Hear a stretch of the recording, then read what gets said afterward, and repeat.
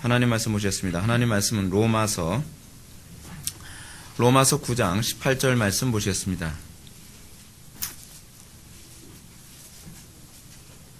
아, 17절 보시겠습니다. 17절부터 18절까지 로마서 9장 17절부터 18절까지의 말씀.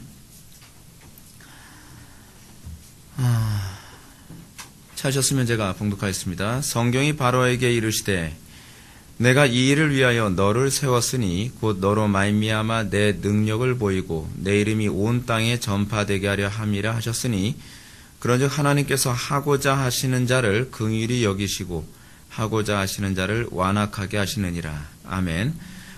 이 시간은 기독교 강요 제 3권 23장입니다. 오늘 1절부터 3절까지 보시겠습니다. 유기는 선택에 필수적으로 수반되며 하나님께서 그의 뜻으로 행하심이라고 하는 부분을 살펴보도록 하시겠습니다. 오늘은 유기에 관한 부분을 좀 살펴보도록 합니다. 여러분, 우리가 선택이라는 교리는 굉장히 반갑습니다. 근데 유기라는 교리를 접하게 되면 굉장히 마음이 무겁습니다. 그리고 유기라고 하는 단어가 가지고 있는 의미가 뭐죠? 버려짐. 그렇죠? 선택이라는 단어는 하나님께서 그를 선택하셔서 나의 자녀로 삼으셨다고 한다면 또 다른 하나의 부분은 뭐냐면 버려짐이라고 하는 부분입니다. 근데 뭐 나쁘게 얘기하면 버려짐이고요. 더 정확하게 얘기한다면 선택하지 않음이죠. 선택과 선택하지 않음이에요. 제가 왜 이런 식으로 표현하냐면 애시당초부터 우리는 이 땅의 모든 사람들이 하나님께서 선택하지 아니하시면 다 멸망당할 수밖에 없는 사람입니다. 멸망당할 수밖에 없는 사람들 중에서 하나님께서 특별히 어떤 우리의 공로를 바라보지 아니하고 하나님의 그 주권적인 관점하에서 우리를 선택하셨습니다. 그것이 여러분 바로 선택의 교리이고 그리고 유기의 교리입니다. 여러분, 우리가 이 선택과 유기의 교리 같은 것을 접하게 될 때 우리에게 가장 오는 어려움이 무엇이냐면 납득입니다. 납득하기 어렵다는 것입니다. 여러분, 우리는 어떻게 생각합니까? 하나님이 전능하시다고 한다면 하나님께서 모든 사람을 다 선택하는 것이 정말 하나님의 전능성에 어울린다고 생각하지 않습니까? 또 하나님의 사랑에 어울린다고 생각하지 않습니까? 근데 여러분, 우리가 신앙생활하면서 항상 버려야 될 중요한 하나의 개념이 하나 있습니다. 그것이 뭐냐면 자기 소견대로 신앙생활하는 것입니다. 내가 규정한 하나님은 이래야 된다라고 생각하는 것. 우리는 성경의 하나님을 믿는 것이지 내가 머릿속 상상으로 규정해낸 그런 하나님을 믿는 것은 아닙니다. 근데 우리는 자꾸 신앙생활하면서 내가 정한 그 폼에 맞는 그런 내 폼에 맞는 그런 종교를 자꾸 추구하려 합니다. 그러다 보면 자꾸 이단에 빠지는 거예요. 그러다 보면 자꾸 신앙이 왜곡되어지는 것입니다. 우리는 그것이 합리적이라고 생각합니다. 여러분, 중요한 게 뭔지 아세요? 우리 생각이 옳다고 해서 그것이 항상 진리는 아니라는 거예요. 기독교 신앙은 어디서부터 출발하죠? 인간의 전적 무능과 인간의 전적 타락에 대한 인식에서 출발합니다. 그 얘기는 무슨 얘기냐면 내가 옳다고 생각하는 것이 항상 옳은 건 아니라는 것을 인정하는 것에서부터 시작되어진다는 거예요. 우리는 간혹가다 신앙생활하면서 이런 생각을 많이 합니다. 납득시켜달라고 얘기를 많이 합니다. 여러분, 성경의 상당수의 부분이 우리들에게 납득을 시키는데 별로 관심이 없다는 거 알고 계십니까? 성경은 우리에게 납득보다는 우리에게 요구하는 것은 믿으라는 겁니다. 태초에 하나님이 천지를 창조하셨습니다. 어떻게 창조하셨죠? 설명이 없어요. 하나님께서 우리를 누구는 선택하시고 누구는 유기하셨습니다. 어떻게 유기하고 어떻게 선택하셨죠? 몰라요. 계시하고 있지 않아요. 그런 부분에 관해서 왜 하나님께서는 자꾸 이걸 설명해 주시지 않는가? 믿음은 설명의 문제가 아니라 관계의 문제이기 때문에 그렇습니다. 우리가 성경을 받아들이는 데 있어서 우리가 몇 가지 우리가 염두에 둬야 될 게 있습니다. 제가 4가지 전제를 좀 말씀드리고 싶은데, 성경의 전제는 첫 번째는요, 하나님과 관계가 회복되어야 수용할 수 있는 것들로 가득합니다. 여러분, 성경의 가르침은 어떤 가르침은 수용할 만하고 어떤 가르침은 거부할 만하다는 것은 신앙이 아닙니다. 기독교 신앙은 다 믿는 겁니다. 아무리 믿음이 없는 불신자들이라 한다 할지라도 성경 전체를 다 부정하는 사람은 없습니다. 성경의 어떤 윤리도덕적 문제, 성경의 어떤 황금률과 같은 그런 부분들, 성경의 어떤 영역들은 안 믿는 사람들도, 간디 같은 사람도 굉장히 위대한 가르침이라고 동의를 합니다. 근데 문제는 뭐냐면 그 사람들이 성경 전체를 다 믿는 건 아니라는 거예요. 우리는 간혹가다 이렇게 생각하지 않습니까? 우리는 성경 그래도 한 80% 이상 수용했으면 괜찮은 신앙이라고 생각하지 않습니까? 근데 그렇지 않아요.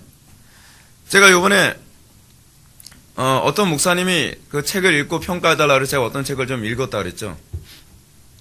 근데 그 책을 읽는데 그 책의 내용이 주구장창 맞는 얘기가 상당히 많이 있어요. 맞는 얘기가 많은데 문제는 거기에 틀린 얘기를 많이 섞었다는 거예요. 하나님의 주권을 굉장히 강조해요. 좋아요. 근데 문제는 뭐냐면 하나님의 주권을 얘기하면서 하나님의 선택과 하나님의 작정도 얘기하는데 문제는 뭐냐면 인간의 반응이 중요하다고 얘기해요. 그러면 이제껏 하나님의 주권 얘기한 건요, 다 뭐죠? 꽝이에요. 우리가 구원받지 못하는 건 우리가 반응하지 않아서 그렇다. 이건 우리 책임이다. 전형적인 알미니안주의자들 얘기죠. 하나님이 동아줄 내려주셨는데 내가 동아줄 잡지 않아서 구원받지 못한 거예요. 겉으로 보면 하나님은 책임 없고 인간에게만 책임이 있는 것이라고 설득하는 것처럼 보여지죠. 근데 그렇진 않아요. 하나님의 주권이 무능하다는 가르침이에요. 왜냐하면 하나님께서 예를 들어서 홍길동이라고 하는 어떤 사람을 구원하고자 원하시는데 하나님이 아무리 그를 구원하려 한다 할지라도, 구원하기를 원하신다 한다 할지라도 그 사람이 이걸 안 잡으면 소용이 없잖아요.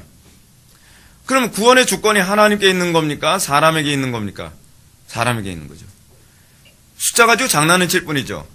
99.99%는 하나님의 주권인데 0.001%는 인간의 의지가 동원되어져야 된다. 인간의 반응이 중요하다. 하나님께서는 뭐만 하시는 분이에요? 구원의 조건만 만드시는 분이에요. 하나님은 구원의 조건만 만드시지 우리를 우리를 구원하고자 하는 그런 것은 하나님에게는 자유가 없어요. 우리가 선택을 안 하면 하나님은 아무리 좋은 조건을 만들어도 우리 구원할 수 없는 거예요. 우리는 숫자에 속죠. 그런 식으로 속아요. 우리는요. 여러분 절대로 숫자에 속지 마십시오. 아무리 하나님의 주권을 99.9999%라고 얘기한다 할지라도 말 한마디로 하나님의 주권을 얼마든지 무시할 수 있다는 것을 기억해야만 합니다. 여러분들 자신의 신앙에 대해서 자꾸 속고 있는 부분이 그것입니다. 나는 하나님의 주권을 인정해. 하나님의 주권을 인정해. 근데 하나님의 주권을 인정한다 얘기하면서 결정적인 부분에서만 하나님의 주권을 인정하지 않죠. 그래서 우리는 이렇게 얘기합니다. 이때는 내가 믿음이 약해서 그래. 아니, 오히려 그때의 나의 믿음의 그 실체가 드러나고 있는 것이거든요. 그래서 성경의 전제는 첫 번째는 하나님과의 관계가 회복돼야 수용할 수 있습니다. 단편에 예를 들어서 우리가 지금 살펴보고 있는 예정론. 여러분 예정론 납득할 수 있습니까? 납득 못해요. 예정론을 납득할 수 있는 근거는 무엇이냐면 하나님의 선하심과 하나님의 지혜로우심을 믿는 그분과의 관계의 회복에서요. 제가 목회를 하면서도 항상 많이 느끼게 되는 게 뭔지 아십니까? 제가 아무리 설교를 타당성 있게 설교를 했어도 관계가 좋을 때는 뭐든지 다 수용할 수 있을 것 같은데 관계가 틀어지면 수용 못한다는 거예요. 똑같은 내용인데도. 그거 왜 그렇죠? 이게 관계 문제이기 때문에 그래요. 관계 문제. 하나님께서는 이 관계 문제가 바로 신앙이라는 것을 우리에게 알게 하기 위하여 하나님께서는 제가 여러분들한테 언젠가 말씀드렸던 것처럼 하나님께서는 강단에 천사를 세우시지 않으셨습니다. 하나님께서는 인간 설교자를 통하여서 하나님과의 관계가 올바라야만 인간 설교자의 설교가 불완전할지라도 그것을 믿음으로 받아들일 수 있도록 하셨어요. 관계가 깨지면 인간 설교자에 대한 어떤 결함이라든지 부족함을 근거로 하여 하나님의 말씀을 받아들이자는 명분을 찾도록 하시죠. 근데 그게 심판하시는 방식이라는 거 아십니까? 로이 존스 목사님 같은 분은 그 위대한 설교자인데도 불구하고 그분에게서도 신학적인 결함이 없는 게 아니에요. 있어요. 조나단 에드워즈에게도 신학적 결함이 없는 게 아니에요. 조나단 에드워즈는 어떤 분이었죠? 이 사람은 후천연설주의자였어요. 그 천년설에 관한 문제에 있어서는 좀 치명적인, 그러니까 오늘날 우리가 보기에는 치명적인 문제가 좀 있습니다. 교회 산에서 보게 되면 여러 인물들에게서 또 조그만 결함이 하나씩 있었어요. 리차드 백스터는 어떤 사람이었죠? 아이미니안주의자였어요. 근데 우리는 이런 부분, 어떻게 보면 그 설교자의 설교를 받아들이지 않을 어떤 명분이 너무나 명확하죠. 그럼에도 불구하고 하나님께서는 그 결함이 있고 부족한 설교자를 사용하셔서 설교를 하나님의 말씀을 듣게 하심으로 하나님의 말씀을 어떻게 해야지 하나님의 말씀으로 받도록 하신 거예요? 겸손해야만, 하나님과 관계가 좋아야만 비로소 하나님의 말씀을 받도록 하나님께서 구조화하신 겁니다. 그리고 두 번째는 뭐냐 하면 성경의 전제는 나의 영광을 포기하고 하나님의 영광에만 관심을 둘 때 비로소 가능합니다. 여러분, 우리가 이 선택과 예정의 문제 또는 이 구원의 문제에 관하여 100% 하나님의 주권에 관한 이런 얘기들, 여러분 이 부분이 왜 항상 우리에게 거부감이 있는지 아십니까? 나에게 조그만 공로의 콩고물도 하나님이 허용하지 않으신다는 겁니다. 모든 영광을 다 하나님께만 다 돌리게 하는 것이 성경의 가르침이에요. 근데 우리는 본성적으로 어떻죠? 뭔가 조금이라도 나에게 영광이 좀 돌아와야 우린 직성에 풀리는 거죠. 여러분, 교인 숫자를 늘리는데 아주 좋은 방법이 하나 있다면 그건 뭐냐 하면 설교를 하면서 인간의 타락한 그 자존심과 감정을 조금 존중해주고 그러면서 한 90% 정도를 하나님의 주권만 얘기하면 사람들은 너무나 좋은 설교라고 박수를 칩니다. 그런 설교는 많은 사람들이 몰려들 수 있죠. 왜냐하면 숨통을 졸라 매는 것 같은데 한쪽으로 뭐예요? 숨 쉴 수 있는 구멍을 만들어주는 거거든요. 그러면 그 교회에서 신앙생활 하면서 어떤 생각을 할까요? 그래도 이 부분에 이 숨 쉴 수 있는 공간이 있어 이 교회에서 신앙생활 할 만하다는 거예요. 여러분들, 우리 교회에서 신앙생활 하면서 여러분들이 힘든 이유가 뭔지 아십니까? 하나님의 주권만 얘기하기 때문에 그래요. 100% 하나님의 주권만 얘기하고 인간의 자존심, 인간의 의지, 인간의 영광을 철저히 제거하게 되면 사람들 속에서는 어떤 현상이 나타나면 숨통이 막힌다고 생각하는 거예요. 근데 궁극적으로 목표는 무엇이죠? 여러분의 숨통을 완전히 끊어놓고 그리스도와 연합하게 만드는 거예요. 죽지 않으면 그리스도와 연합이 안 돼요. 질식시켜서, 어느 정도 질식시켜서 그냥 정신만 그 혼미 상태로 만드는 것이 아니라 아예 완전히 하나님의 말씀 앞에서 정과 육을 십자가에 못 박는 거죠. 적당히 여러분들의 숨통을 열어주게 만든다고 한다면 여러분들은 교회 생활에 적응을 잘할 수 있을지 모르나 여러분들은 절대로 그리스도를 만나지 못합니다. 어떻게 보면 그리스도를 만난다고 하는 것은 혹독할 정도로 아브라함이 자기 아들 이삭을 갖다가 죽여서 하나님께 그 번제로 바치는, 번제가 뭐죠? 완전히 다 올리는 거죠. 조금만 올리는 게 아니에요. 우리는 자꾸 어떤 식의 태도를 견지하냐 하면 사도행전에서 나오는 아나니아와 삽비라처럼 한 90% 정도 하나님께 드리고 10% 정도만 하나님 나한테 허용해 주신다면 나 신앙생활 잘하겠습니다. 근데 하나님께서 우리에게 요구하시는 것은 전부거든요. 부자 청년에게 말씀하셨던 것처럼 내 모든 재산을 팔아, 그것이지 내 재산 중에 쓸만한 만큼은 남겨놓고 팔아서라고 얘기하고 있지 않다는 겁니다. 우리는 자꾸 어떻게 신앙생활하기를 원하죠? 어느 정도는 그래도 숨통을 열어주면서 그러면서 신앙생활하면 좋지 않겠습니까? 나도 어느 정도 영광을 좀 한 조각 좀 먹고 제가 하나님께 영광 한 90% 정도 돌려드리면 좋은 거 아닙니까? 그러면서 우리는 이렇게 얘기하죠. 하나님, 제가 요번에 축구 경기가 있는데 제가 여기서 골을 집어넣고 저는 영광 한 10%만 받고요. 나머지는 제가 야유를 받더라도 하나님께 영광이라고 할게요. 그렇게 세리머니로 제가 한번 할게요. 꼴 넣게 해주세요. 하나님하고 우리하고는 생각이 다르죠. 그죠? 우리는 그 얘기할 때 어떻게 해요? 사실 하나님께 영광이 목적이 있는 것이 아니라 어디에 주로 영광이 있죠? 꼴을 집어넣고 내가 영광 받는 데 목적이 있거든요. 근데 하나님은 우리에게 만월의 여김을 받지 않습니다.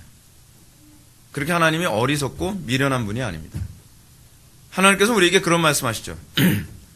너 꼴을 한 꼴도 못 넣은 상태에서도 나에게 영광 돌릴 수 있겠어? 라고 얘기하는 거죠. 우리는 거기서 그걸 잘 인정을 못합니다. 근데 여러분 아십니까? 그게 신앙이라는 걸요. 세 번째로 성경의 전제는 진정으로 겸손해야만 수용 가능합니다. 여러분 우리가 예정론을 수용하지 못하는 가장 궁극적인 이유, 하나님의 주권을 잘 수용하지 못하는 그런 궁극적인 이유들, 그리고 성경의 상당수의 어떤 가르침은 우리가 받아들이기 힘든 이유는 뭐냐면 사실은 진짜로는 겸손하지 않기 때문에 그렇습니다. 겸손이란 뭘 얘기하는 것이죠? 하나님 앞에서 나의 무능함을 인정하는 것이죠. 겸손이란 뭘 얘기하는 것이죠? 하나님이 나보다 똑똑하시고 하나님이 나보다 선하시고 하나님이 나보다 능력 있으신 분이라는 걸 인정하는 거, 이게 겸손 아닙니까? 굴신굴신하는 게 겸손이 아니죠. 우리는 자꾸 어떻게 하죠? 하나님을 자꾸 가르치려 들죠. 하나님 그건 아닌 것 같아요. 하나님 이렇게 하셔야 돼요. 제 생각을 좀 들으세요. 제 말 좀 들으시란 말이에요. 하나님은 도대체 왜 내 말을 안 들으세요? 하나님을 자꾸 가르치려 들죠. 하나님 구원은 그렇게 하시는 게 아니에요. 하나님 교회 부흥은 그렇게 하시는 게 아니라니까요. 하나님 내 가정은 이런 식으로 하시는 게 아니죠. 우리는 하나님하고 자꾸 어떻게 하죠? 자꾸 가르치려 들고 하나님하고 자꾸 겨루려 하죠. 거기서 우리는 복음에 눈을 못 뜨는 거예요. 우린 자꾸 복음을 내 방식대로 눈을 뜨려고 해요. 그러다 보니까 여러분들은 신앙생활하면 자꾸 어떻게 해요? 갈등이 생기는 거죠. 갈등이. 그걸 우린 뭐라 해요? 덜 죽었다는 거죠. 하나님 앞에서 정과의 숫자가 완전히 못 박아야 되는데 못 박지 않아서 그런 거예요. 못 박질 않아서. 그 성경의 네 번째로 성경의 전제는요, 이성의 조명이 아닌 성령의 조명으로만 납득될 수 있는 것으로만 가득합니다. 물론 어떤 상당수의 영역들은 이성으로 설명해서 납득할 수 있는 영역들이 많이 있어요. 근데 성경의 기록에 핵심적인 부분은 성령의 조명이 아니면 납득할 수가 없어요. 목회자가 목회를 하면서 가장 답답하고 힘든 부분이 뭔지 아십니까? 아무리 설교를 정확하게 여러분들에게 이해할 수 있게 해도 어떤 사람은 받아들이고 어떤 사람은 받아들이지 않는다는 거예요. 왜죠? 성령의 조명하심의 문제죠. 성령의 조명하심을 받은 사람만 납득하는 것이죠. 성령의 조명하심을 받지 못한 사람들은 아무리 설명을 잘해줘도 이해할 수가 없는 거예요. 오늘날 우리나라 사회 안에서 여러분 뭘 느낍니까? 특히 우리나라 사람들은요, 이성조차도 잘 발달하지 않은 것 같아요. 상식적이고 합리적인 얘기를 해도 기분이 나쁘면 생각을 멈춰버리죠. 그리고 귀에 안 들어오는 거예요. 아무리 납득이 가도록 얘기해줘도. 과거에 제가 우리 교회에서 목회하다가 그런 적이 있었다 그러지 않았습니까? 어떤 자매가 어떤 자기하고 친한 언니를 전도해 왔어요. 전도를 해왔는데, 전도해온 그 자매가 교회 안의 질서를 자꾸 무너뜨리는 것이죠. 교회 안에서 자꾸 질서를 무너뜨리면서 팀 모임 시간을 자기 방식대로 조절해달라. 자기는 주일날 여지없어도 친정과 시댁을 서로 일주일에 한 번씩 교대해가면서 이번 주는 친정, 다음 주는 시댁 왔다 갔다 해야 되기 때문에 자기 스케줄에 맞춰달라는 거예요. 교회 숫자가 한 열 몇 명 정도밖에 안 되니까. 그럼 자기 스케줄에 맞춰달라 그래요. 그러면서 팀 모임 시간을 막 조절해달라. 팀 모임 시간을 토요일날 내가 참석하기 힘드니까, 주일날 참석하기 힘드니까 토요일날로 옮겨달라. 막 그러더니 급기야는 이 자매가 하는 얘기가, 그 당시 제가 강도사였는데, 강도사님, 제가 정 안 되겠으니까요. 예배 시간을 좀 옮겨주시면 안 되나요? 그걸 제가 차를 타고서 노회에서 차를 타고 어디 가다가 그 전화를 받았어요. 그 제가 어이가 없어서 조용히 그런 얘기 했습니다. 자매님, 정 그러시면 그냥 교회를 자매님 취향에 맞는 교회 찾아가세요. 우리 교회는 맞춰줄 수가 없어요. 생각해 보세요. 다른 많은 사람들도 자기 시간을 할애해서 거기에 예배에 맞추고 자기를 희생해 가면서 이 한 자리에 모이는 건데 자매님이 자기의 시간과 자기의 스케줄 때문에 자꾸 시간을 옮겨달라고 한다면 과연 공동체라는 게 형성될 수 있을까요? 공동체라는 건 뭐죠? 서로가 희생하는 게 공동체 아닙니까? 서로 배려하고 서로 희생해야 돼요. 자기 중심적으로 가서는 공동체가 일어나질 않아요. 그래서 이 자매가 교회를 떠났어요. 그리고 난 다음에 문제가 발생했습니다. 강도사님은 왜 내가 전도회원 사람을 내보냈냐는 거예요. 그래서 제가 열심히 납득을 시켰습니다. 공과 사라는 게 있다. 때로는 이 공을 위해서 이 사를 죽여야 될 때도 있다. 나도 이 사람을 설득해서 어찌하든 믿음 생활을 하도록 도우려 했지만 결코 양보를 하지 않고 끊임없이 이렇게 한다면 생각해봐라. 상식적으로 생각해보자. 그러면 공동체 어떻게 되겠니? 이 한 사람 때문에 공동체가 아수라장 된다면 그것이 타당하겠니? 라고 얘기하니까 다 아주 합리적으로 설명을 해줬는데 그거를 사실 이런 얘기를 여러 번 했어요. 한 번이 아니라. 그러고 나면 항상 눈물을 흘리면서 이렇게 얘기합니다. 그래도요 강도사님. 그리고 더 이상 받아들이질 않아요. 아무리 합리적으로 얘기해도 받아들이지 않아요. 이게 우리나라 사람들이에요. 우리나라 사람들은요 감정만 한번 딱 건드리고 나면 그 다음서부터는 타당성 여부를 절대로 귀담아 들으려 하지 않아요. 이게 굉장히 심각한 문제예요. 여러분 신앙이라는 게 뭐죠?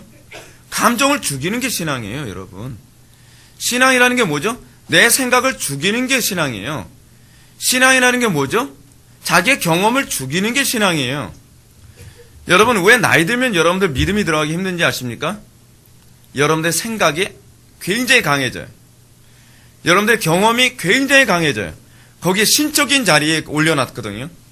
성경적으로 아무리 정확하게 얘기해도 여러분들 경험 잘 포기하지 않습니다. 여러분들의 감정 잘 포기하지 않습니다. 여러분들이 이제껏 배웠던 것을 결코 포기하려 들지 않습니다. 그래서 여러분들이 신앙생활하면서 가장 위험한 것이 뭐냐면 여러분들이 겉으로 표출은 하지 않지만 여러분들의 경험에다가 요거는 그래도 요건 옳아. 뭐죠? 내가 성경보다 똑똑하다고 얘기하는 거죠. 그것 때문에 지옥 가는 거예요, 여러분. 내 경험이 옳아. 요거는 내가 받아들일 수 없어. 가감하는 거죠. 그런데 이 지식은 그래도 옳아. 저거는 걸러내는 거죠. 아마 여러분들이 예정론이나 그렇죠 선택론을 여러분들 들으면서 여러분들이 대놓고 저한테 맞다 틀리다라고 여러분들이 반론을 제기하지 않을지 모르지만 여러분들은 설교를 들으면서 더하거나 감하는 것이 생길지도 모르겠습니다. 불행한 겁니다. 제가 왜 전통적인 교리로 여러분들에게 끊임없이 가르치려 애를 쓰냐면 이것이 제 개인적인 주관이나 제 생각과 제 사상이 아니라 성경의 가르침이라는 것을 여러분들에게 알려주기 위해서입니다. 그래서 이 힘들게 여러분들 제가 지식 자랑하려고 기독교 강요 여러분들 가르치는 거 아닙니다. 착각하지 마십시오. 여러분들의 신앙을 정확한 기준 위에 올려놓기 위해서입니다. 근데 여러분들이 정확한 기준을 인정하기 싫고 내 기준으로 여러분 살려고 한다면 여러분은 사사기적 상황에 놓여 있는 겁니다. 각자 자기 소견에 옳은 대로 행하였더니 오늘날 기독교의 가장 심각한 문제가 뭐죠? 자기 사욕을 조출 수등을 찾으려고 한다는 것이 문제입니다. 문제는 성경이 뭘 가르치냐에 관심이 없어요. 중요한 건 누가 내 취향에 맞게 가르치고 누가 내 감정에 맞게 가르치느냐에 관한 문제입니다. 여러분들 신앙생활 하면서 이런 최소한으로 제가 만든 이 4개의 조건이 전제가 제대로 되어 있지 않는다고 한다면 이는 성경의 가르침을 제대로 받아들이기가 힘듭니다. 여러분들 신앙에 발전이 없다고 여러분 생각한다면 거기엔 틀림없이 여러분들 이 4개의 조건 안에 뭔가 걸리는 게 있어요. 점검해 보셔야 돼요. 아니라고요? 글쎄요. 그럴까요 과연?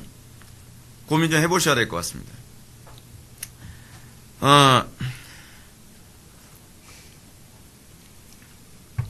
칼빈 당시에도 이 선택 교리에 관해서 사람들이 거부하는 사람들이 있었습니다. 제가 여러분들한테 말씀드렸던 것처럼 선택과 유기의 교리는 칼빈이 만든 교리가 아닙니다. 성경의 가르침입니다. 여러분들이 잘 기억하셔야 될 게 하나 있어요. 그것이 뭐냐면 여러분들은 성경을 믿기 위해서 오셨는가? 아니면 여러분들은 내 생각을 지지해주는 설교자를 찾는 것인가에 관한 문제입니다. 이 부분을 분명하게 하지 않으면 여러분들 심각합니다. 간혹 가다가 어떤 사람들은 이런 경향이 있습니다. 내가 좋아하는 설교자를 지지해주는 설교자가 좋은 설교자일 것이다 라고 생각하는 경향이 많이 있습니다. 그것조차도 여러분 심각한 치명적인 문제가 있는 것입니다. 왜냐하면 그 설교자나 그 신학자가 절대적으로 옳을 수는 없는 것이기 때문에 그런 거예요. 제가 최근에 드디어 좀 시간을 내서 강훈상 교수님의 구원론 그 책을 제가 읽기 시작했습니다. 강훈상 교수님의 구원론 책의 제 1장에 무슨 얘기가 나오냐면 구원의 서정에 관한 얘기가 나옵니다. 하나님께서는 구원을 어떻게 적용하시는가에 관한 문제죠. 구원의 서정이라고 하는 구원의 서정하게 되면은 여러분 무슨 말인지 좀 어려운데 서정이라는 얘기가 무슨 얘기냐면 프로그레스예요. 구원의 과정 뭐 이런 식으로. 근데 프로그레스라는 말도 사실 적절한 표현은 사실 아니에요. 구원이 뭐 순서대로 일어나는 건 아니거든요. 그러니까 논리적인 관점을 얘기하는 거예요. 그러니까 우리가 조직신학에서 배울 때 제가 이제 루이스 볼코프의 조직신학을 제가 학교에서 배웠는데 볼코프의 조직신학의 관점에서 보게 되면은 제가 정확하게 기억하는지 모르겠는데 소명이 먼저고요. 그 다음에 중생, 회계, 칭의, 소중, 회, 칭, 그리고 성화, 그 다음에 영화, 뭐 이런 식으로 이렇게 얘기를 합니다. 근데 문제는 이게 순서대로 일어나는 게 아니라는 거예요. 동시다발적으로 일어나죠. 근데 논리적인 순서죠. 자, 근데 이제 문제가 생기는 게 이거예요. 강훈상 교수님의 책에서도 아주 잘 설명했는데 저는 그 순서로 따지는 걸 별로 안 좋아했어요. 그래서 저는 볼코프 책의 그 구원의 서정보다는 안토니 후쿠마의 구원의 서정에 대해서는 더 공감을 많이 했어요. 안토니 후쿠마는 구원은 이런 순서를 따지는 것 자체가 별로 논리적이지 않다. 별로 성경적이지 않다라고 얘기하는 거죠. 안토니 후쿠마의 조직신학은 성경신학적 조직신학의 체계를 세우고 있어요. 근데 강훈상 교수님도 그런 비슷한 관점을 얘기하고 있어요. 성경이 과연 구원의 순서를 얘기하고 있느냐에 관한 문제예요. 구원의 순서 얘기하나요? 뭐 중생이 먼저라 얘기합니까? 칭의가 먼저라 얘기합니까? 소명이 먼저예요? 중생이 먼저예요? 이런 부분에 관해서 사실 성경은 관심이 없거든요. 근데 문제가 뭐냐면 아주 강훈상 교수님이 잘 지적한 부분이 있습니다. 뭐냐면 우리는 자꾸 이것을 이제 개신교적 스콜라주의라고 얘기하는데 개신교적 스콜라주의는 칼빈이 이전에 로마 가톨릭의 스콜라주의를 반박해서 칼빈은 성경적 조직신학의 체계를 세운 사람이거든요. 근데 칼빈 이후에 배자가 다시 스콜라주의로 회귀해버려요. 스콜라주의로 회귀했을 때 그 스콜라주의의 방법론을 누굴 걸 따라하는, 제가 어려운 얘기 하더라도 좀 들어주세요. 제발. 이거 들어주셔야 돼요. 이 방법론적, 철학적 방법론은 누굴 것을 땄냐 하면, 또다시, 이 아리스토텔레스의 방법론을 그대로 따가지고서 했어요. 아리스토텔레스의 방법론이라는 것은 무슨 얘기냐면, 원인과 결과의 논리로 해석을 하는 거예요. 원인과 결과라고 한다면 뭘 얘기하는 것이죠? 먼저, 소명, 부름이 있어야 원인이죠. 그 부름이 있어야 그 다음에 뭐예요? 반응할 게 아니야. 그래서 중생. 그쵸? 이런 식의 논리. 근데 이런 논리로 이런 스콜라주의적 관점으로 조직신학의 체계를 세우다 보니까 아브라함 카이퍼 같은 사람이 좀 약간 오버하기 시작해요. 아브라함 카이퍼가 뭐라고 하냐면, 칭의는 영원 전에 시작됐다. 영원 전에 이미 하나님께서는 누구를 칭의해야 될 것인지, 누구를 의롭다 칭할 것인지를 이미 영원 전에 선택하셨고, 칭의 될 사람을 선택하고 난 다음에, 그 다음에 하나님께서 뭐예요? 중생을 인도하셨다고 얘기하는 거예요. 뭐죠? 인간의 머리로 이해할 수 있는 방법으로 자꾸 설명하려 드는 거예요. 그러니까 이것에 대해서 반박을 해가지고서 헤르만, 이름이 뭐였더라? 헤르만 훅시마. 헤르만 훅시마가 뭐라 하냐면 카이퍼의 반대 주장을 해요. 근데 반대 주장을 해도 성경적인 것이 아니라 철학적인 논리로 얘기하는 거예요. 또 다른 차원에서의 원인과 결과의 논리로요. 제가 무슨 말씀 드리려고 이렇게 복잡한 얘기 하냐면요. 그냥 결론적으로 얘기할게요. 인간의 논리 따지지 마시고 성경이 아니면 아닌 거고 성경이 기라 그러면 기라고 따라가면 되는 거예요. 우리는 왜 자꾸 그거를 인간의 이성과 합리성을 가지고 납득할 수 있도록 자꾸 꿰맞추고 그래서 회중들이 그거를 이해하도록 만들어야 믿음이 된다고 왜 생각을 하죠? 믿음은요, 신뢰지 이성적 납득이 아니에요. 그래서 어거스틴이 그런 얘기했죠. 나는 이해하기 때문에 믿는 것이 아니다. 나는 나는 이해하기 위하여 믿는다. 우리는 믿기 때문에 이해하는 거예요. 제가 인간적인 관점에서도 이렇습니다. 어떤 특정한 문제 가지고서 뭐 정치적인 문제도 그렇고요. 어떤 철학적인 문제도 그렇고요. 어떤 문제를 가지고 사람들에게 논의를 할 때 제가 가지고 있는 정치적인 입장이나 제가 가지고 있는 어떤 철학적인 입장을 신뢰하고 저에 대해서 신뢰하는 사람은 제가 어떤 철학적 입장이나 어떤 정치적 입장을 얘기해도 논리를 따지지 않고 받아들여요. 신기하죠? 제가 생각해보면 논리적으로 좀 허접한 부분이 있었는데도 불구하고 받아들여요. 근데 어떤 사람은 제가 가지고 있는 정치관이나 제가 가지고 있는 철학관, 제가 가지고 있는 신학관을 신뢰하지 않는 사람에게는 아무리 논리적으로 타당성 있게 정확하게 얘기해도 계속 반박하는 거예요. 계속. 결국 무슨 문제라는 거죠? 관계 문제라는 거예요. 관계 문제. 성경에 관한 문제는요. 성경에 여러분 생각해 보시죠. 성경에 얼마나 많은 부분들이 하나님과의 관계 안에서 여러분들 신뢰하지 않으면 받아들일 수 없는 것들로 가득합니까? 그렇잖아요? 예수님이 무리를 걸으셨다? 여러분 정상입니까? 이걸 믿는다는 게요? 성경을 우리가 믿는 근거는 뭐냐면 우리는 이 성경의 내용을 믿을 때 전제는 뭐냐면 성경 자체를 믿는 것에서 시작해요. 무슨 말인지 아시죠? 성경이 정확무한 하나님의 말씀이라는 이 믿음을 근거로 해서 우리는 성경을 믿어요. 성경의 내용을 믿는 거예요. 성경이 정확무한 하나님의 말씀이요. 또한 성경이 성령님에 의해서 기록된 것이고 성경이 인간의 기록이 아니라 하나님의 계시라는 이 믿음을 전제로 하여 성경을 볼 때라야만 비로소 성경을 믿을 수가 있는 거예요. 우리가 성경의 특정한 어떤 부분을 부정한다는 것은 사실은 여러분들은 그 부분을 납득할 수 없는 게 아니에요. 납득할 수 없어서 믿지 않는 것이 아니라 궁극적으로 여러분들은 성경의 저자와 성경의 영감설 그리고 성경의 기록자가 하나님이시라는 거 이걸 사실 다 인정하지 않기 때문에 나타난 거예요. 그것이 그런 식으로 표출되고 있는 것뿐이죠. 그렇지 않습니까? 제가 왜 장황하게 이런 것들로 예정론을 설명하지 않고 이런 걸 얘기하냐면 예정론은 그것에 대한 인식에서 출발하기 때문에 그래요. 예정론이요? 여러분 칼빈이나 저나 예정론을 설명하는 이유가 뭔지 아세요? 간단해요. 성경이 예정론을 얘기하고 있기 때문에 그래요. 성경의 예정론이 제2성으로 납득되기 때문이 아니에요.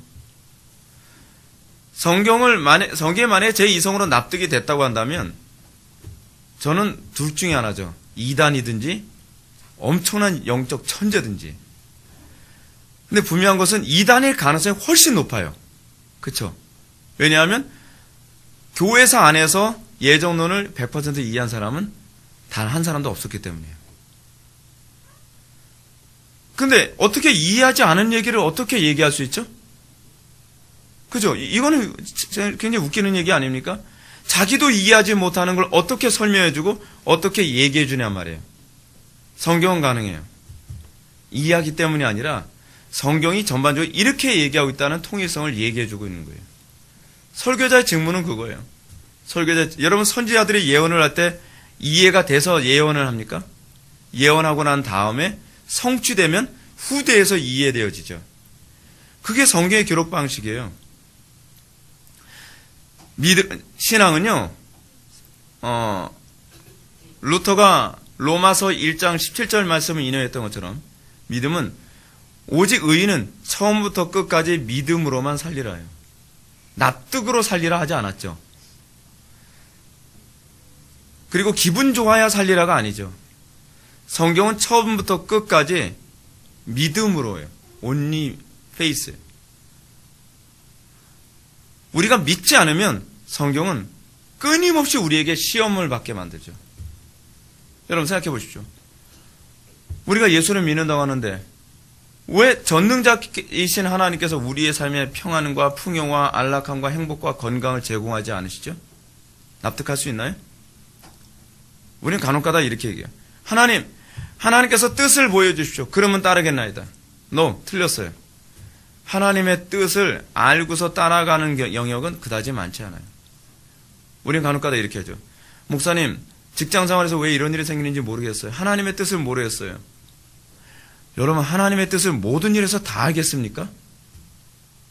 하나님의 뜻이라고 한다면 딱 간단하죠. 그 안에서 성경의 계시대로 사는 거예요. 이게 바로 여러분 성경의 계시를 따라가는 것과 직통 계시를 따라가는 것의 차이인데, 직통 계시는 뭐라냐면 권사님한테 딱 찾아가죠. 권사님, 저희 지금 직장 생활하면서 지금 어려운 문제가 생겼습니다. 하나님의 뜻은 모르겠어요. 수리 마수리. 알겠다. 뭐예요? 하나님께서 새로운 사업하래. 여러분, 하나님께서 그런 식으로 얘기해 주실 것 같아요?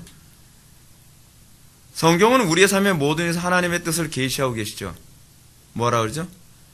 그 안에서 이 직장이 잘리든 잘리지 않든, 사업이 잘 되든 잘 되지 않든 하나님의 영광이어야 하라. 그게 성경이 얘기하는 하나님의 뜻이에요. 근데 우리는 어떻게 하죠?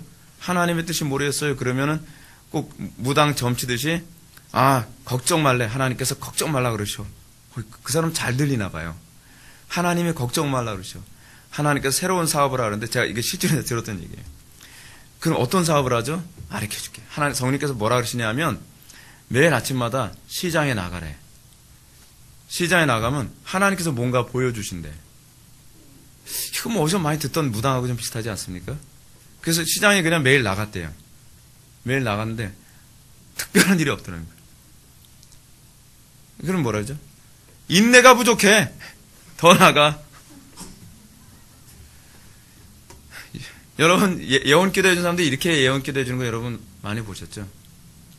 마치 점쟁이가 동쪽에서 귀인 온대라는 식의 그 점치는 거하고 무슨 차이가 있습니까?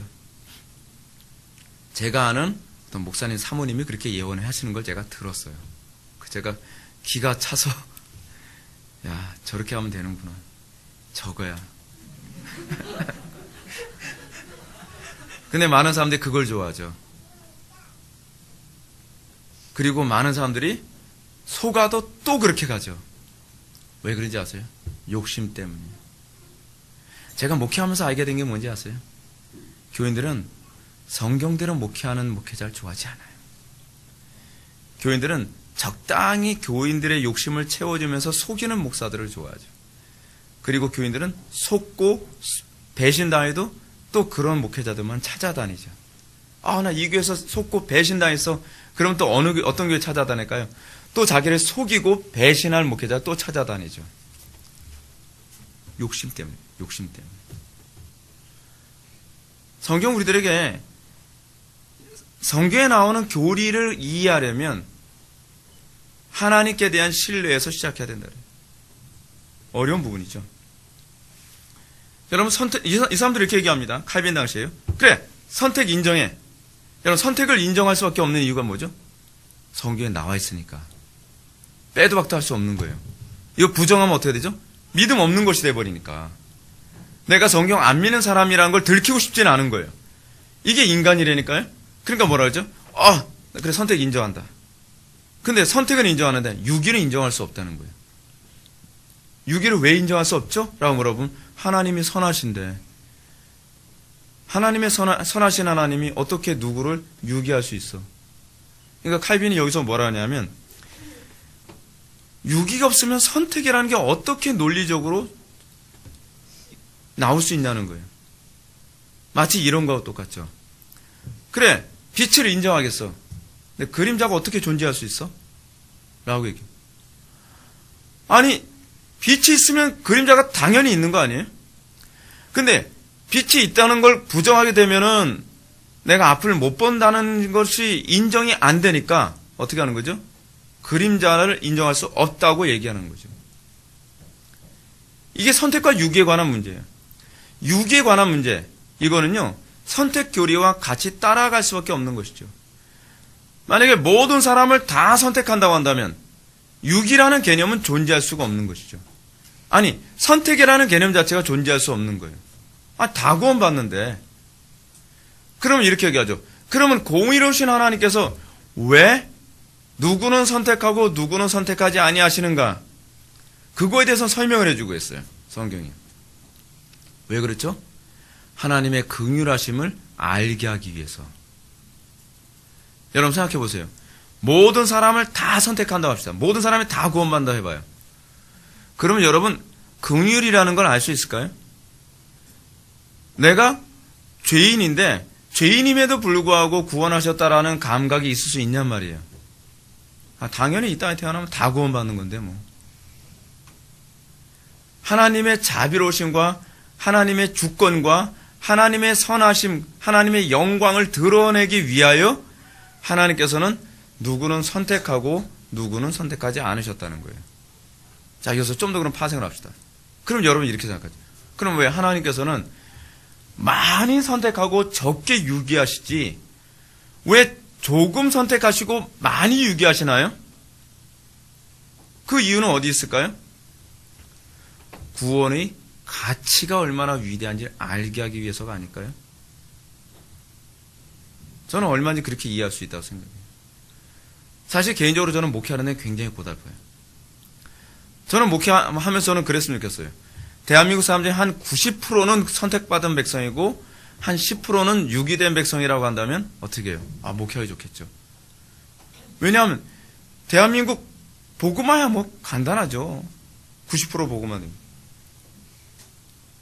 근데 이 역사를 통해서 하나님께서는 항상 여러분 조금만 선택했다는 개념이 어디 이미 나오죠? 구약에서부터 나오죠.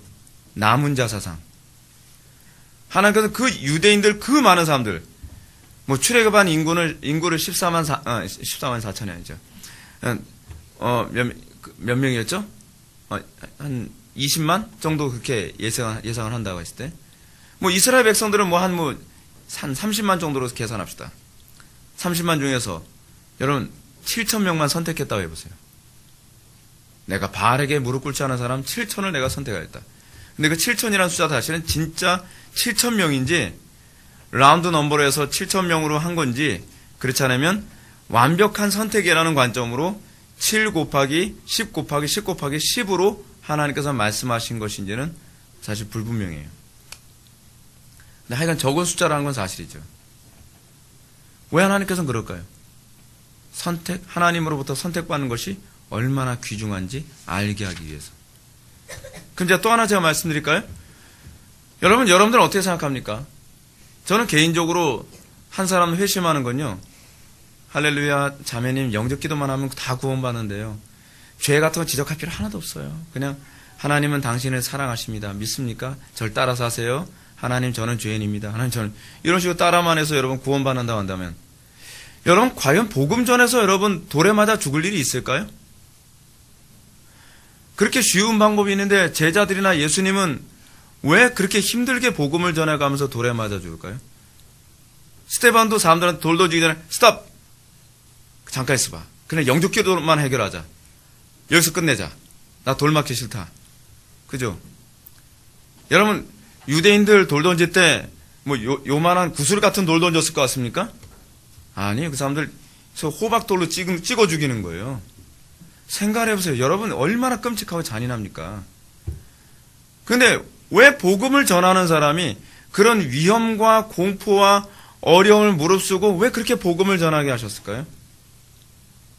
그리고 그렇게 복음을 전하는 가운데 눈에 두드러지게 나타난 회심한 사람은 누구죠? 바울 한 명. 예수님은 공생의 기간 동안에 몇 명이요? 한 11명? 물론 마리아, 그리고 나사로, 이런 사람들 다 하게 되면, 그래, 좀 되겠죠. 근데 여러분, 왜 하나님께서는 구원받게 하시는 방법을 이렇게 어렵게 하셨을까요? 이유가 있죠. 구원의 가치를 알게 하기 위해서예요.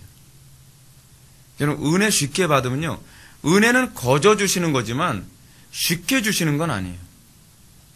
우리는 거저 주신다고 해서 이것이 쉽게 주시는 거로 자꾸 착각을 하죠. 그래서 우린 자꾸 어떻게 하죠? 그냥 주머니에 손 넣고 예배당하면 그냥 어정쩡하게 참석을 하면 구원 받겠지.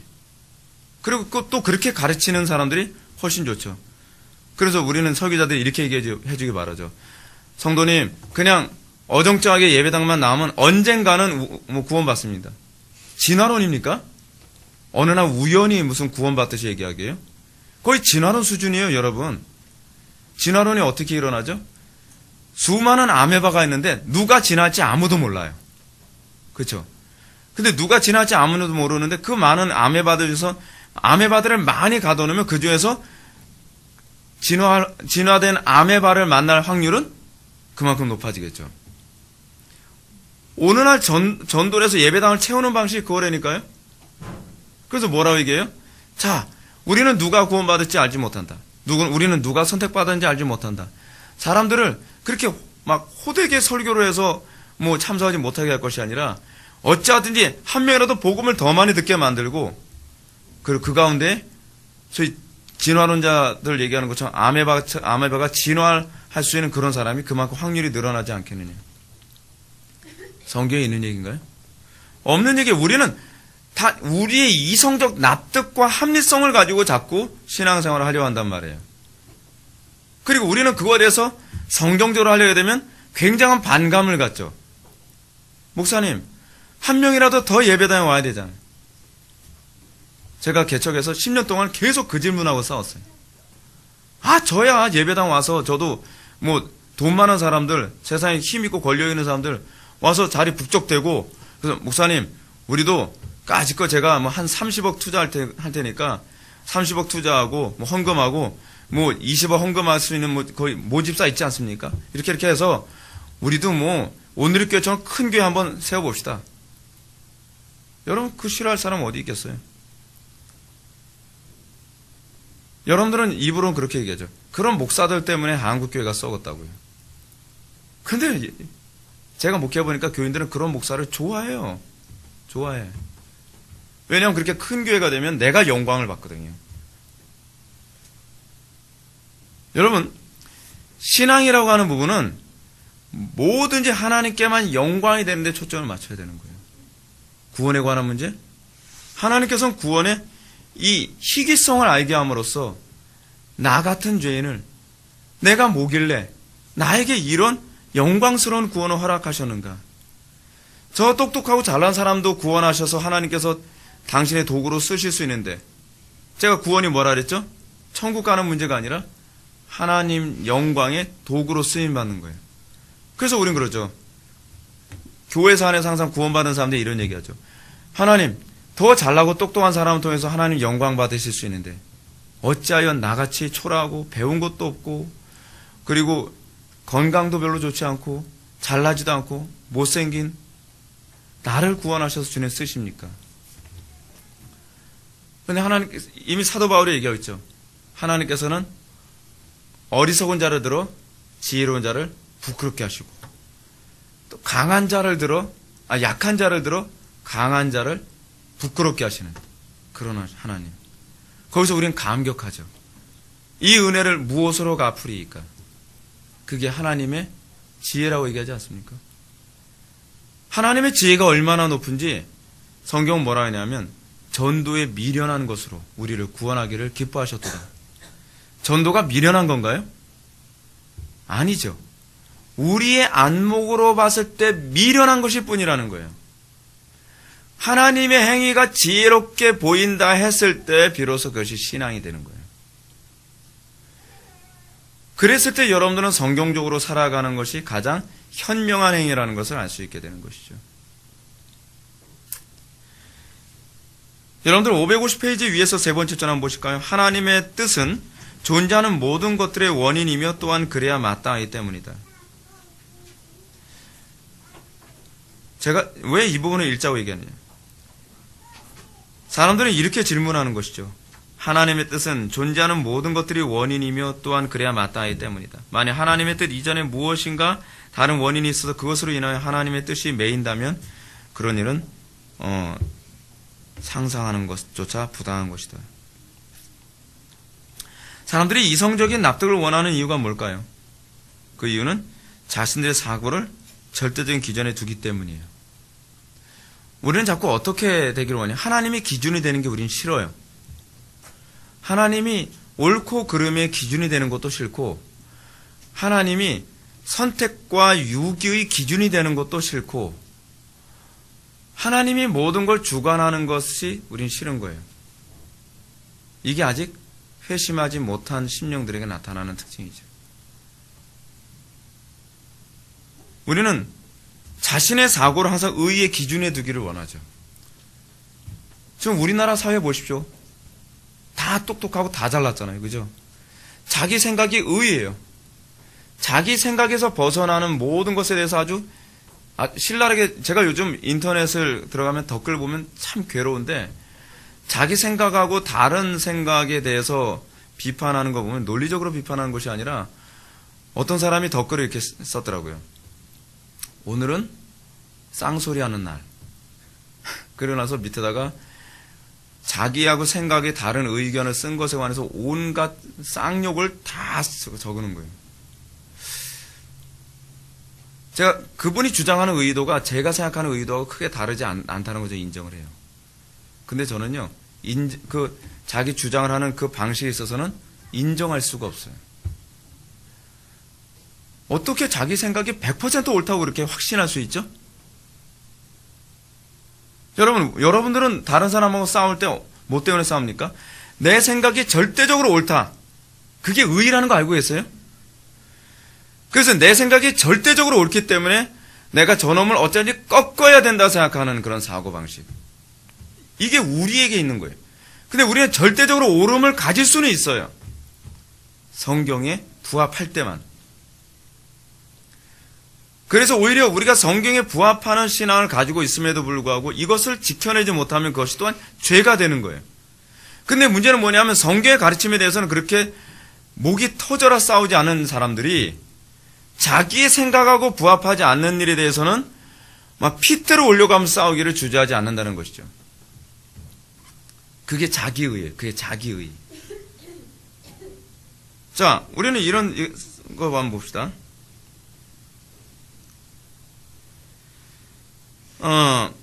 여러분들 교재 550페이지 맨 마지막 패러그래프 위에서 세 번째죠. 우리는 스스로 자기 자신이 법이 되는 무법한 신을 상상하는 것이 아니다. 플라톤의 말처럼 욕심에 쌓인 사람들에게는 법이 필요하지만 하나님의 뜻은 모든 허물이 없을 뿐 아니라 그것이야말로 최고의 온전한 표준이요 모든 법 중의 법인 것이다. 그리고 그 페이지 밑에서 두 번째 줄. 그러므로 허용된 한도 이상으로 더 나아가고픈 생각이 들 때에는 다음 같은 시편의 경고에 찔림을 받고 두려움을 가져야 할 것이다. 주께서 말씀하실 때에 의로우시다 하고 주께서 심판하실 때에 순전하시다 하리이다. 칼빈이 얘기하는 바에 의하면 왜 하나님만이 절대 의라고 할 수 있는가? 여러분, 하나님의 판단은 100% 의롭다는 거 여러분 믿으십니까? 하나님은요, 우리 같은 존재가 아니에요. 하나님은 오류가 없어요. 하나님의 판단은 무조건 옳아요. 우리는 이렇게 얘기하죠. 하나님은 독재자인가요? 독재자라고 하는 말이 하나님께 성립이 안 되는 이유를 제가 설명해 드릴게요. 어떤 사람은 하나님은 독재시다 이런 얘기를 하는데 이건 신성모독이에요. 독재라는 개념은요, 오류가 있는 사람이 자기의 욕심이나 그렇지 않은 자기의 주관적 판단에 의해서 절대적인 법의 기준을 무시하고 자기가 법이 돼서 움직이는 거거든요. 그거는 독재예요. 근데 하나님은 독재가 아닐 수 있는 이유가 있어요. 왜냐하면 하나님은 절대적인 법이면서 하나님은 인격이시기 때문에 그래요. 여러분, 예를 들어서 단편히 예를 들어봅시다. 제가 대통령입니다. 대통령인데 제가 우리나라 헌법을 100% 준수한다는 관점에서 제가 국가에서 있는 모든 장애를 제가 법에 위배되면 하나도 인정하지 않고 제가 법대로 추진한다고 합시다. 저를 독재자로 얘기하나요? 아니죠. 저는 법을 지킨 대통령이 되는 것이겠죠. 그렇죠? 하나님이 그런 분이에요. 하나님에겐 독재자라는 것이 허용되지 않는 것이 뭐냐면 하나님은 그 자체가 법이시면서 하나님은 그 법에서 절대로 위배될 수 없어요. 왜냐하면 하나님은 그 자체로 순수한 절대적인 의의이시기 때문에 그런 거죠. 소위 독재자라고 하는 개념은 초법적인 사람을 독재자라고 얘기해요. 그죠? 근데 하나님은 초법적이지 않아요. 왜냐하면 하나님 당신 자체가 법이시기 때문이에요. 그래서 하나님은 독재라는 개념이 성립이 안 돼요. 조화가 돼요. 하나님께 독재자라는 말을 하는 것은요, 대단한 신성모독입니다. 그러므로 하나님께서 누구를 선택하고 하나님께 누구를 선택하지 않았다고 했을 땐 그건 하나님의 법이에요. 근데 그 법은 오류가 있는 법이 아니에요. 하나님께서는 편견을 가지고 계신 분도 아니시고 하나님께서는 법을 어겨가면서 행하시는 분이 아니에요. 단지 우리가 이해하지 못할 뿐이에요. 왜 하나님께서 누구는 선택하고 누구는 선택하지 않으셨는가? 그 이유는 알죠. 하나님의 영광을 드러내기 위해서. 그럼 어떤 원리로 누구는 선택하고 누구는 선택하지 않으셨는가? 그건 모르죠. 왜죠? 계시하지 않으셨으니까요. 아마 계시해도 우리가 모를 거예요. 그렇다고 한다면 우리는 어떤 태도를 견지해야 되죠? 믿고 찬양해야죠. 피조물인 우리에게 요구되는 건 하나님을 찬양하는 것밖에 없어요. 그래서 3절 제목이 무엇입니까? 유기는 하나님의 공의로운 조처임. 인정합니까? 여러분, 하나님이 나를 선택했든 선택하지 않았든 여러분 이게 공의롭다는 걸 인정하십니까? 그것이 사실 신앙입니다. 어떤 면에서는 그래요. 우리는 왜 우리의 구원의 문제에 관해서 이토록 이렇게 하나님께서 우리의 의견을 물어보지 아니하시고 왜 하나님 독단적인 주관으로 우리를 선택하시는가? 제가 근본적인 이유를 하나 가르쳐 드릴게요. 하나님 무서운 줄 알라고요. 여러분, 항상 선택권을 가진 사람이 무섭습니까? 아니면 선택을 당하는 사람이 무섭습니까? 선택권을 가진 사람이 무서운 거죠. 우리가 왜 판사 앞에서 서게 되면 우리가 두려워 떠는 거죠? 판사가 모든 걸 결정하기 때문에 그래요. 결정권이 판사에게 있기 때문에 그래요. 예정론을 통해서 하나님께서 우리에게 경고하시는 바가 무엇인지 아십니까? 하나님 그렇게 만만히 생각하지 말라는 겁니다. 우리는 우리 멋대로 행동하면서 천국 갈 수 있을 거라고 생각을 하니까 이것 때문에 한국교 교인들이 교만해지는 거예요. 어떤 면에서는 여러분 감리교의 교인들이나 천주교의 교인들이 더 이 교회 생활에 있어서 어떤 면에서는 더 질서정연한 이유가 뭔지 아십니까? 이유는 간단해요. 사제의 권위 또는 목사의 권위를 절대 위치에 놓으니까 목사가 무서운 거예요. 목사가 복 받고 못 받고를 누가 결정하죠? 목사가 결정하는 거예요. 제가 어렸을 때 제가 선교교에서 자랐는데 선교교에서 목사님들이 부흥 강사로 오면 뭐라 하냐면 목사에겐 축복권, 저주권이 다 있대요. 그런 목사 앞에서는 설설 기죠. 그죠? 그래서 목사가 저주라도 할까봐 막 목사한테 어쨌든 잘 보이기 위해서 헌금 봉투에다 뭐 몇 천만 원 집어넣고 축복해달라 그러죠. 그런 목사가 딱 손 얹고서 축복기도하면 뭐 복을 받는 거라 생각해요. 샤머니즘이죠. 한국교 교인들은요, 샤머니즘이 들어가기 딱 좋은 그 구조 체계를 가지고 있어요. 아무리 성경이 얘기하는 그 목회자관으로서 소위 만인 제사장직을 얘기해줘도 이걸 소화할 인격적인 기능이 안 돼 있는 것 같아요. 그죠? 만인 제사장 얘기하면 어떻습니까? 뭐 너나 나나 뭐 그렇잖아요. 근데 목사가 마치 샤먼처럼 행동을 하면서 나에게 축복권, 저주권 있다. 교회에서 문제 일으키고 나올 때 내가 저주하면 너 죽는다. 이렇게 하게 되면 이제 상황이 달라지는 거죠. 여러분, 오늘날 왜 한국교회가 썩고 있는지를 여러분 잘 생각하십시오. 한국교회 교인들이 정신한테 썩었기 때문에 그렇습니다. 샤머니즘식으로 목회하는 걸 너무 좋아해요. 그리고 욕을 하죠. 요즘 목사들이 샤머니즘이라고.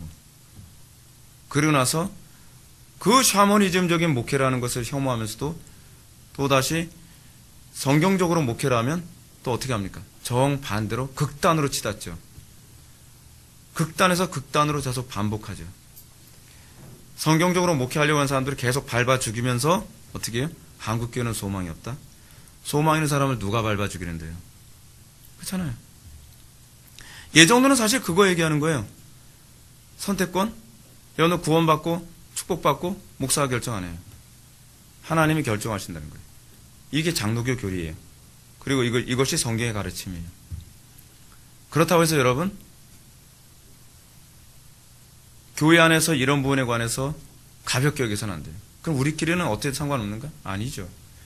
여러분, 하나님을 두려워한다면 하나님 말씀에 철저하게 복종할 생각을 해야 되겠죠. 즉, 그 얘기하는 거예요. 예정론은요. 선택권이 하나님께 있다는 거 인정하냐? 그럼 하나님께 긍휼을 구해라. 선택권이 하나님께 있다는 거 인정하냐? 하나님 두려워하고 하나님의 뜻대로 사는데 마치 내가 버림을 받을까 두려워하노라라는 그런 태도를 가지고 살아라. 그리고 이 예정과 선택은 한번 구원받은 성도들이 절대로 죄악으로 가지 않도록 하나님께서 보호하신다는 것과 관련을 맺고 있다는 우리에게 위로도 안겨다 주는 것이죠. 사랑하는 성도 여러분, 우리는 오늘 예정론에 관해서 살펴봤습니다. 선택과 유기에 관한 교리, 우리 편에서 생각하면 불편한 가르침입니다. 불편한 교리이기도 합니다. 그리고 불편한 성경의 가르침이죠. 그러나 항상 여러분들이 예수를 믿고 나면 여러분들이 생각해야 될 기준은 내 관점이 아니라 하나님의 관점이라는 것을 기억하십시오. 여러분들이 하나님의 관점을 회복하지 못하면 여러분들은 성경이 절대로 성경답게 보이지가 않습니다. 여러분들은 성경 자체를 믿습니까? 이것이 우리의 믿음의 출발입니다. 성경의 내용을 믿는 것 이전에 여러분들은 성경이 정확무한 하나님의 말씀이기 때문에 우리는 성경의 말씀을 100% 신뢰하느냐에 관한 태도에 관해서 질문을 던집니다. 그것을 인정한다면 여러분 성경에 대해서 어떻게 반응해야 될까요? 내 이성에 맞지 않더라도, 내 감정에 맞지 않는다 할지라도, 내 경험과 맞지 않는다 할지라도 겸손해져야만 합니다. 그것 앞에 무릎을 꿇고 자기를 부인해야 돼요. 그래서 십자가 없이 믿음이 불가능해요. 우리의 옛 성품을, 우리의 옛 경험을, 우리의 옛 이성적 사고를 다 못 박을 때에라야만 비로소 십자가에 달리신 예수님의 그 죽으심이 천박하고 더러운 죄인의 죽음이 아니라 정말 우리를 사랑하셔서 우리를 구원하시기 위한 죽음으로 보이기 시작하게 될 것입니다. 기도하시겠습니다. 사랑이 많으신 하나님, 우리가 오늘 이 시간 선택과 유기의 교리를 살펴보면서 우리의 믿음이 과연 어디에 있는지 다시 한번 생각해 보게 됩니다. 우리가 정말 성경을 납득해야 믿겠다고 하는지 아니면 믿음으로 납득이 됐다고 간증할 수 있는지 우리가 다시 한번 뒤돌아보게 하여 주시고 우리가 정말 이 믿음 안에서 더욱더 거룩함과 순결함을 견지할 수 있도록 은혜 베풀어 주옵소서. 세상이 점점 어두워져 갑니다. 우리가 이 어두워져 가는 이 시대에 우리가 이 어두움에 매몰되지 아니하고 오로지 진리의 길만 따라갈 수 있는 믿음의 강한 백성으로 세워 주시옵소서. 예수님의 거룩하신 이름으로 기도드립나이다. 아멘.